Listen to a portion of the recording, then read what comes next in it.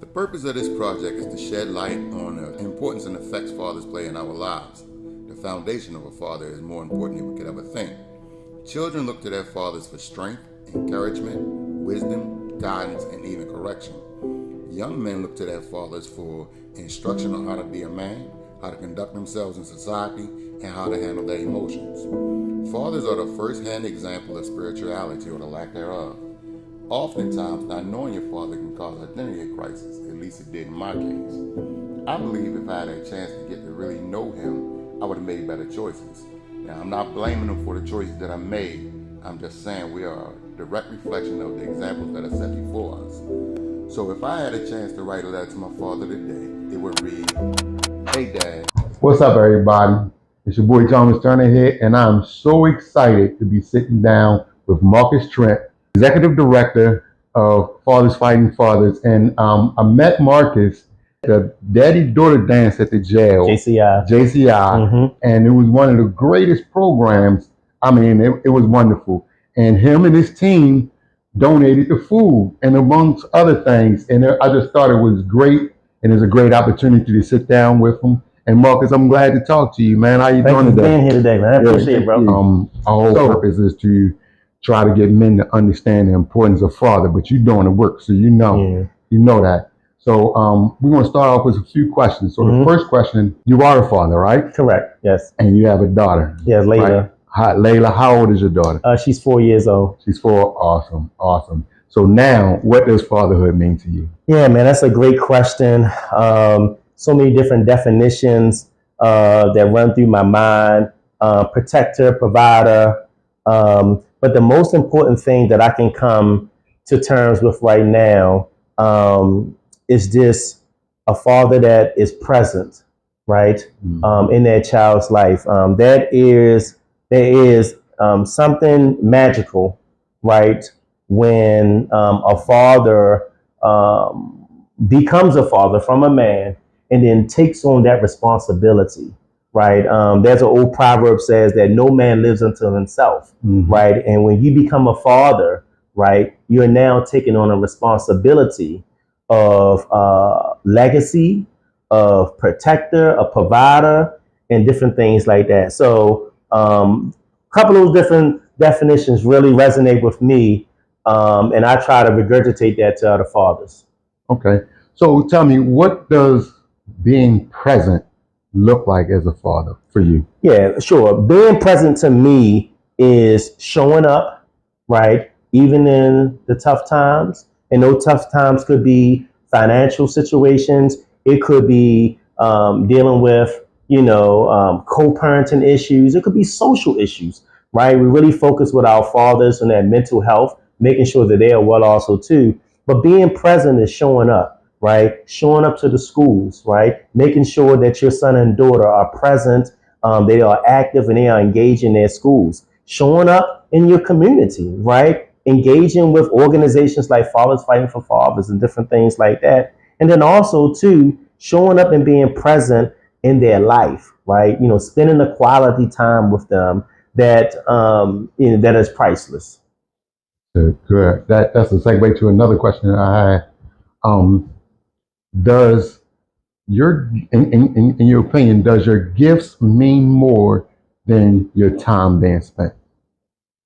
Yes, most definitely. I was just talking to a father a couple of days ago in PG County, right? And he reached out to us, just came home, right? He's about 2 or 3 months from being home, and he found our organization through a referral. And when it got to me, I had that conversation with him, and he said, "Hey, man, I got a 3-year-old and a 4-year-old." And I said, "Well, hey, have you been to see them?" "Nah, man, I don't, I am not working nowhere. I ain't got no money. I don't have no toys." And so I stopped him right there. And I said, "But you are a father, right?" Yeah. And one of the things about Fathers Fighting for Fathers that we do and that we instill in our fathers is re-empowering them with their identity of humanity, right? You know what I mean? And letting them know that they are loved, they are cared for, right? And they have a sense of responsibility. And if you don't have even $5 in your pocket, right, being present is just going there, showing up. because your child doesn't know, right, that you are doing what you're doing. But being there, being present, being alive, and seeing that smile engagement is priceless. Yes. Per se. So, we really, really focus on, when we engage with our fathers, to do a synopsis on them, right? To make sure that they are well. Because in order to be a great father, right, you also have to be a great man. You have to be in wellness and everything. So that leads me to my next question. How was your relationship with your father? Yeah, my relationship with my father is pretty good, right? My father was a very stern and a provider. Those are the two questions, right? I mean, those are the two ways I identify my father. Stern, meaning that, he gave me structure. He teach me structure, responsibility, values, and morals, making sure that our household is straight first. My father always,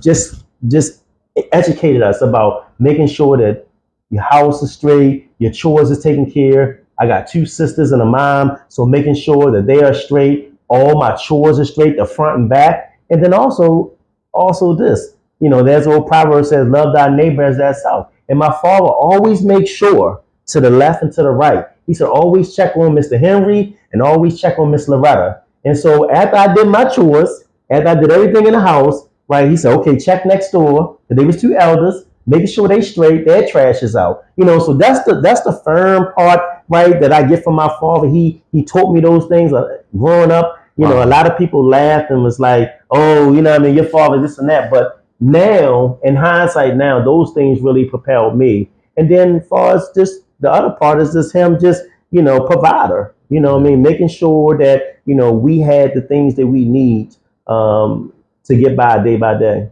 Yeah. So he instilled in you the importance of it takes a village. Yes. And community, which yes. I really like that. That's an awesome thing. Yep. So how did your relationship with your father affect you as a father now? Yeah. So the flip side, right? The flip side of my father, right? I told you he was stern and he was a provider, right? But one thing my father was he was not emotionally attached to me, right? And like I said before, right, one of the things that I really do miss as a child and as a young boy growing up was that intimacy. Society has always put this notion out here, that we got to raise our boys tough and be strong with them, right? And to an extent, true, right? But Black boys need love. Black boys need to be hugged and told that they are cared for and they are loved for. And that part, right, I didn't receive from my father, right? And so now, as a father now, I'm more so of making sure that I provide that emotional part to my daughter, letting her know that she is loved, that she's a princess, kissing on her forehead, taking her to the park, right? And just spending quality time with her, and stuff like that. So that part, that I miss with my father, I'm conscious of it. And now I'm regurgitating that to my daughter. Yeah, that gave me, we're in the middle of a 15-day challenge, right? Mm. And one of the days was, what is the one thing that you wish your father said to you? Mm. And the one thing for me is, I love you. Yeah. You know what I mean? And it's like my relationship with my father was difficult, to say the least. You know what I mean? I can go a long way for that, but it's about you. Yeah. You know what I mean? But that was the one thing that, and then out of most of the interviews that we've done, that's one of the things that I hear most is the intimacy part with that dad and the emotional connection. The first time I ever heard about somebody saying that they needed their father to be a nurturer was when I did the interview with my pastor. It was the first time I ever heard that they needed their father to be a nurturer. And it's like, it blew me away because I never understood the importance of that. And I'm telling you, man, like, and I'm glad you brought that up because I can remember vividly, God has blessed me and I can go all the way back to at least 3 years old. I have very good memory as far as back as 3 years old. And I can remember every time, just about every time, that when my father told me that he loved me, it was after a kind of like a discipline, right? You Wow. know what I mean? It was, it wasn't ever, hey, come here, how was your day in school? And just let you know I love you, son. You know what I mean? It was always after a reaction of something, right? That it was, hey, look, right? Don't do that, right? And rightly so, don't do that. This is not the way to go. And I'm saying this because I love you, right? But it never came out genuine, far as naturally, just as a humanity thing, just to Right. say, Hey, you I know how we love do you. with our significant others. Yes. Hey, babe, just let you know I love you today. You Right. know what I Right. mean? Right. And so that stuck with me. And honestly, to be speaking with you, it then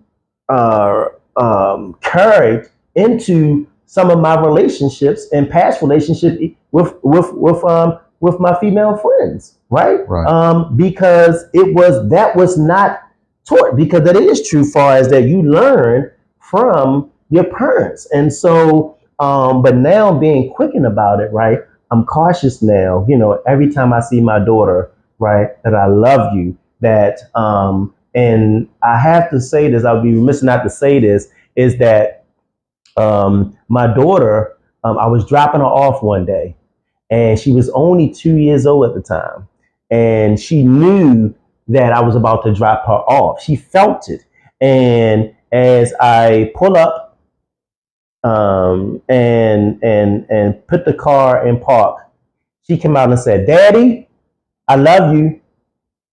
And I literally grabbed my phone, put it on record, and I said, "Layla, what did you say?" And she got shy. She She said, "I love you." And when I showed that to my mother, when I showed that to my sister, they said, "You know what, Marcus?" They said, "She said it when it matters the most. She wasn't enticed by any candy. She said it naturally, right? That, Daddy, I love you." She knew that she was about to leave, though, but Yeah. she wanted to let me know, "Hey, Dad, it's okay. I love you." But she said it naturally. It came, you know what I mean? And so part of that is me, continue to habitually to tell her that I love her, that I love her, that I love her. Wow. Yeah, man. So I have that video, and I look at it periodically, once or twice a week, man. But when she come of age, right, I'm going to like just show it to her and let her Right. see, those words that she said to me. So, as a man, your father's still alive? Yes, he's still alive. Yes. All right. So, what kind of relationship do y'all have now as adults? Yeah. I mean, I would say that it's more of a our relationship is good. Of course, I'm busy with the nonprofit and working, but I would say that our relationship is good. I would say that he's now more of a role of, hey, is everything good? Health and strength, the organization, things of that nature, right? But it's good. It's good. But I have already kind of come to the realization, right, that when in respect to what I was alluding to earlier about the intimacy and stuff like that, that's gone, right? That time has passed, and for the most part, that's just how he is. You know what I mean? And so I wasn't gonna like go back and kind of like do a little Oprah Winfrey show and Right. come at him and say, "Why you A, B, and C?" Right? I just took it for what it was, but I just say to myself that I'm gonna make sure, right, as a man and as a father, that going forward now, that I'm gonna make sure that I love my daughter in that emotional way. I know my father loves me. I'm not saying that, but the part that I didn't receive from him was the emotional part, right? And some Do you people expect that for him to give that to your daughter? say it again. Do you expect him to give that emotional part to your daughter? Do I expect myself or my father? Your father, as the grandfather, do you I expect mean, him to give more to your daughter than he gave to you? I mean, I see it. You know what I mean? I've saw it a couple of times. He's happy to see her and say, "You such a pretty," and "Granddaddy loves you," and all that stuff like that. So I do see it. So it could be now that that and I believe it does play a part between the sexes, between a boy and a girl, you know what I mean? Because, a lot of fathers believe, right, that, like I said to her earlier, that they got to be stern, right, with the boys. It's no love. And that's why I really do appreciate when I see our fathers, and primarily our black fathers, showing affection, Right. kissing on their children on their foreheads, and holding hands and loving them, and nurturing them, because they need that. Because sooner or later, that young boy is going to turn into a teenager and is going to turn into a man, right? And you want to make sure that you also too have instilled in him love and nurturing, and not him going out there and seeking it somewhere else. So, in your program, Fathers Fighting for Fathers, Mhm. how is it that you help the men understand that part? Yeah, that's a great question. I was talking to somebody a couple of days ago, and our whole organization is structured around, a lot of it is around lived experiences, right? Things that I experienced, things that is out there. And so when a father comes to the organization, or we get a referral, right, we have our program is called Responsible Fatherhood 101. It's a 45-day to 60-day program. Wow. But it's a very stern program, right? Whereas though they receive a small synopsis of themselves first, right? We go through their history.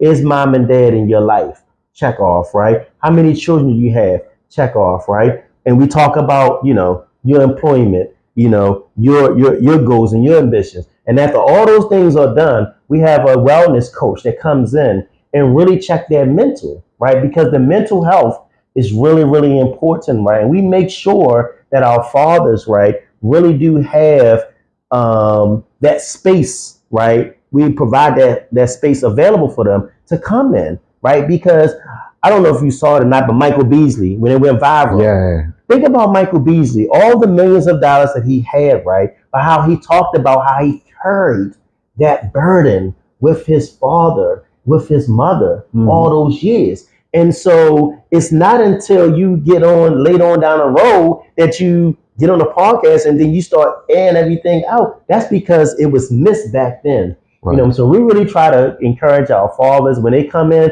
to do a small synopsis of them.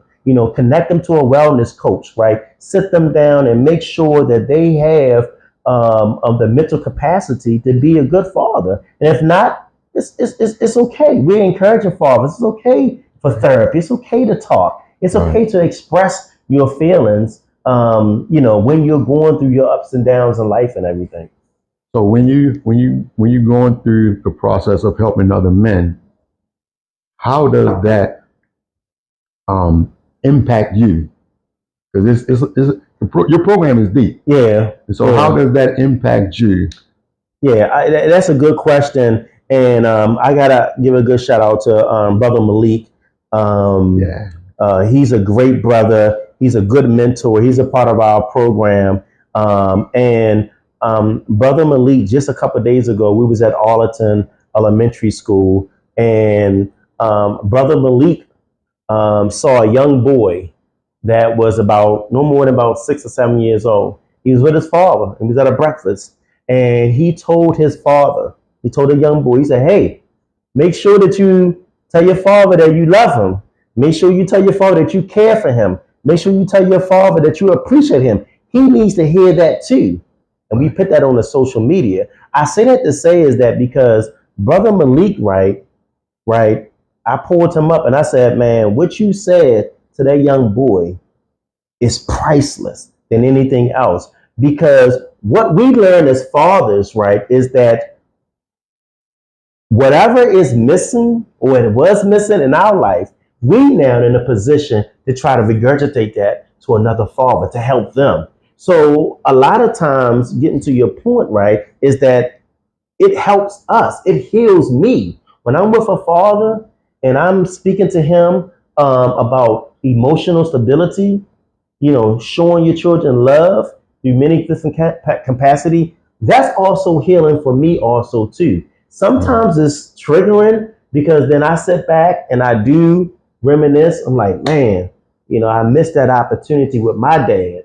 But at the end of the day, it's a win-win situation because we're in the present. We have to live in the present. And so it's like, okay, if I see that father thriving and trying, then I know that we've done our job.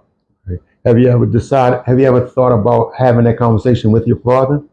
I did. It was about 5 years ago.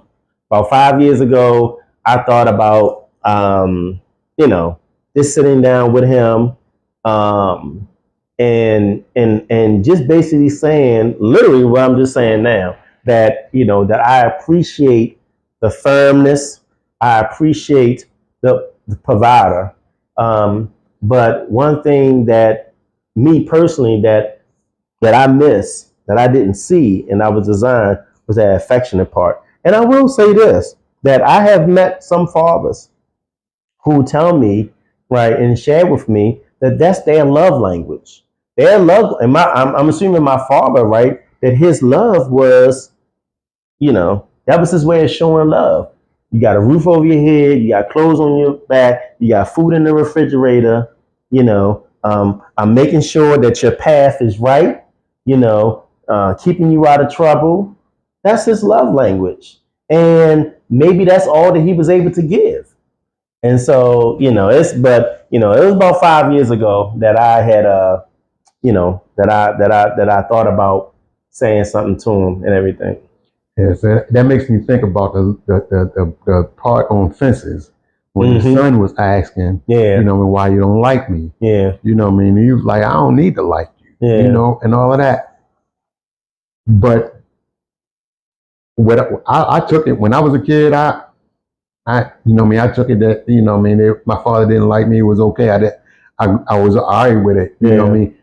It wasn't until I got older that I realized how important the fact that it's not that I needed him to like me, is I needed to make him make me feel like he liked me. You know what I mean? And so how important is the way your father make you feel?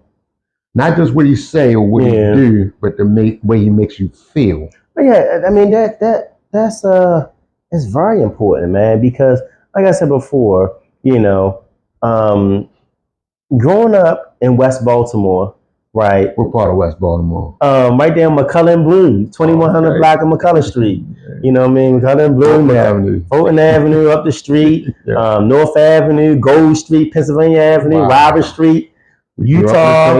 Yeah, you know what I mean? And so man, and that area. That area was it was kind of tough growing up, right? But it was also kind of small too. Everybody kind of knew each other, the next block over and stuff like that. You know what I mean? But it really did play a part, right? Because I would say so much so that today I still feel it.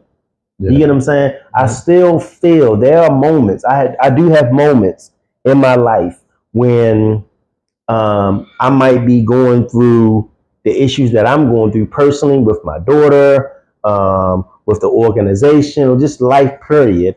And as I'm reminiscing off of things, I come back and I think about my dad. You see what I'm saying? And think about, like, man, I wish I had that, even to this age, I wish I can pick up the phone and, pour out my emotions and stuff to him about life thing. I find myself now, you got therapists now, you got homeboys, you got homegirls, you know what I mean, your significant other or whatever it might be, right? Or sometimes it's just me just holding it in, because we are prone to do that too. Hold it in, don't say nothing to nobody, and just keep it moving. But and that also too played a part, because that's one of my things that I do. I hold things in.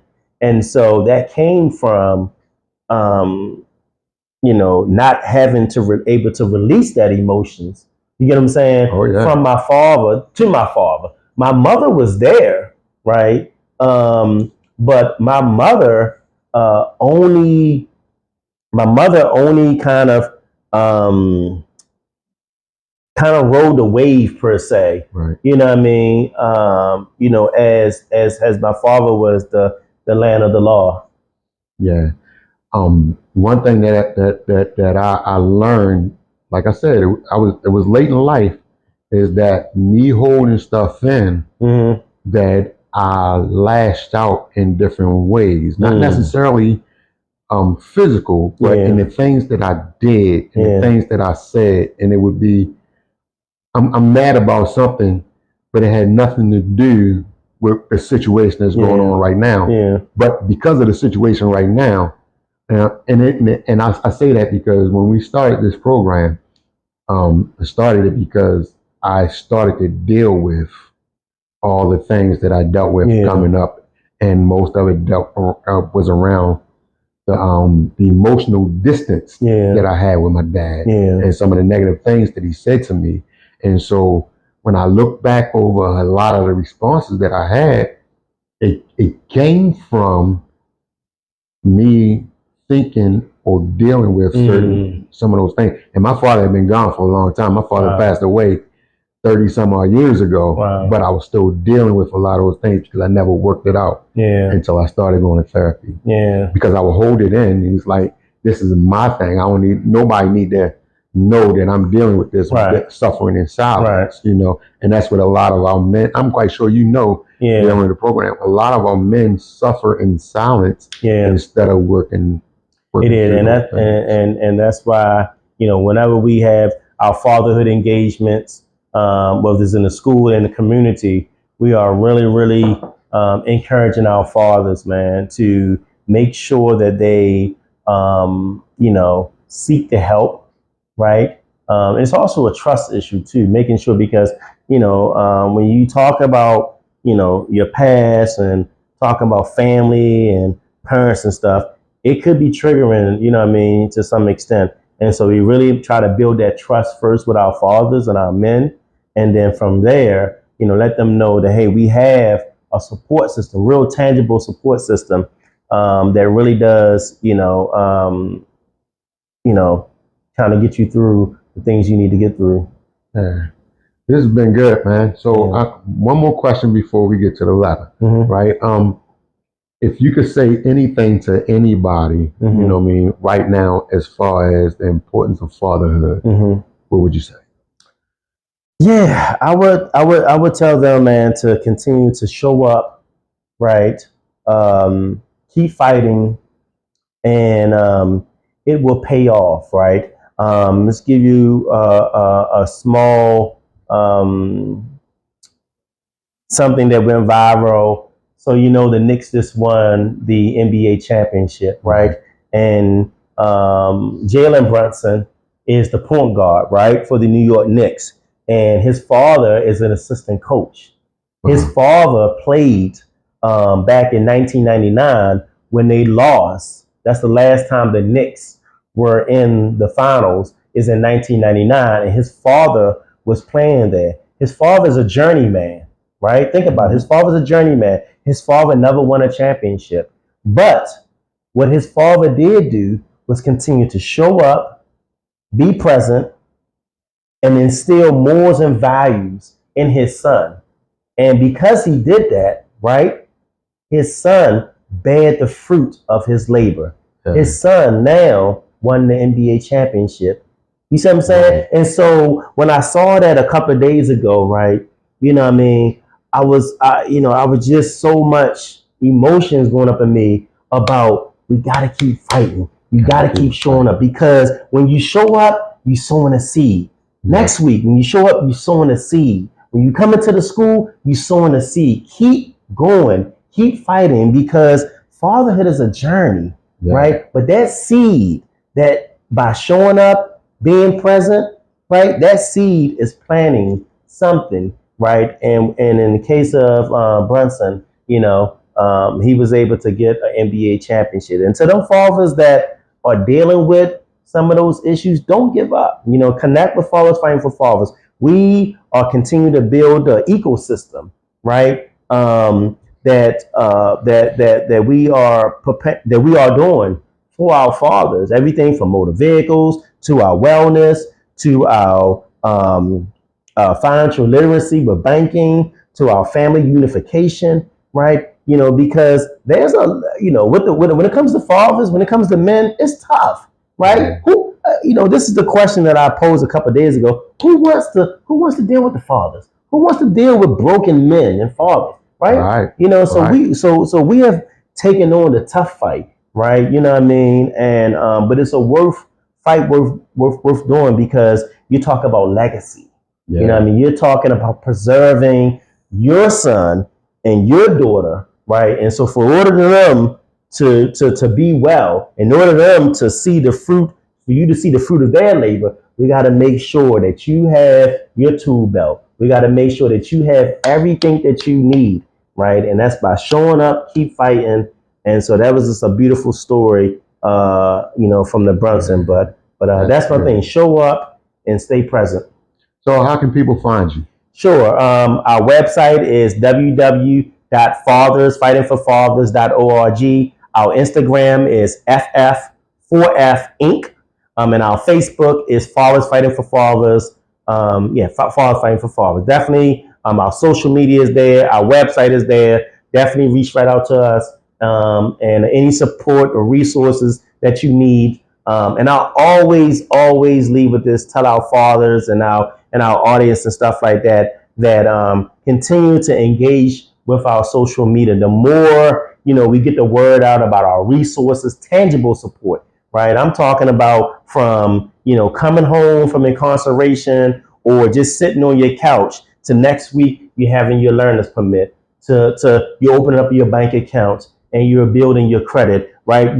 That next week, the next month, you're a family unification, you're back engaging, right? These are tangible supports, right? That that is the fabric, right, of a community. You think about a man. I was just telling the father the other day, right?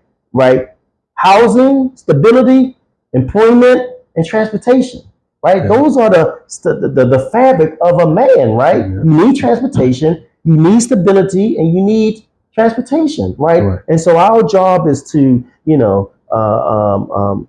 get those tools, right, to those fathers, man, and instill in them the sense of pride and dignity, so they can get out there and provide for their families. So my letter to my father is say that, Dad, I love you. You have been an amazing father in my life, right? You taught me morals and values. You taught me to take care of our family, to honor my mother and my father. And I really do appreciate those things that you have instilled in me. Yes, there's been some tough times. There's been some disconnects. But overall, though, those morals and values that you have instilled in me has made me the man I am today. And I'm able to be a representative of an organization because of those morals and values.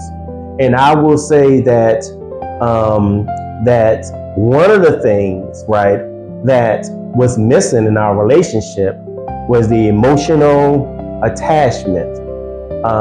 And that is something now that I'm learning to empower other fathers to make sure that they are expressing that love, that care to their children, and to provide for them in a way that how you have provided for me. So I love you.